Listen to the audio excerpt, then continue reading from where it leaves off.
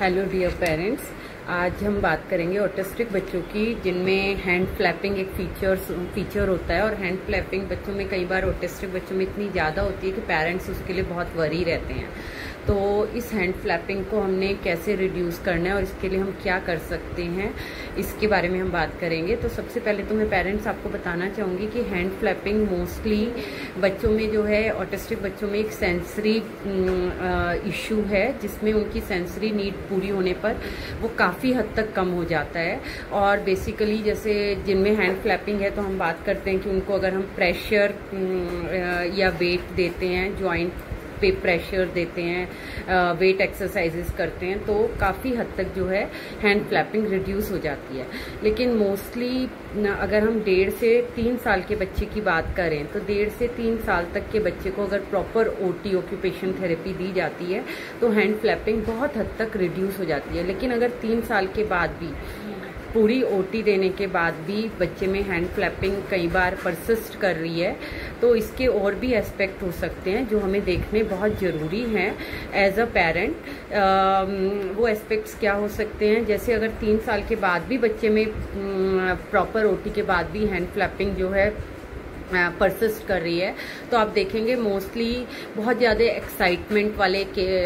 Situation में या बहुत ज़्यादा स्ट्रेस वाली सिचुएशन में बच्चों में ये हैंड फ्लैपिंग देखने को मिलती है। तो उन केसेस में हमें उसका दूसरा एस्पेक्ट जानना ज़रूरी है, क्योंकि ये बच्चे जो हैं उनकी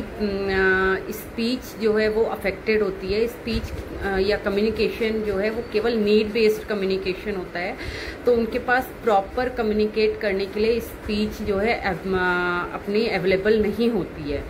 तो उस वजह से कई बार कुछ इमोशनल एस्पेक्ट्स भी हो सकते हैं जिसकी वजह से बच्चा जो है ये हैंड फ्लैपिंग करता है। जब वो अपना इमोशंस को पूरी तरह एक्सप्रेस नहीं कर पा रहा है,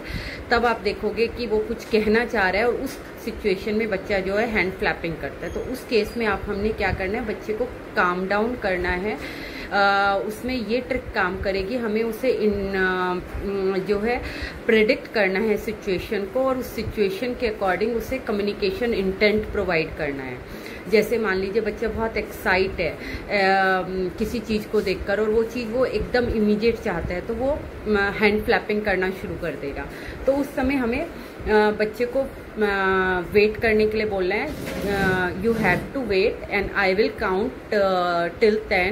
10 तक मैं काउंट कर रही हूँ, 10 पे आपको ये चीज़ मिल जाएगी। मान लीजिए कोई उसका फेवरेट फ्रूट है जिसे देख के वो एक्साइट हो रहा है, एक्साइटमेंट की स्टेट में आ रहा है और वो हैंड फ्लैपिंग शुरू कर रहा है, तो उस समय आप जब उसे वेट करने के लिए बोलेंगे, and you will start with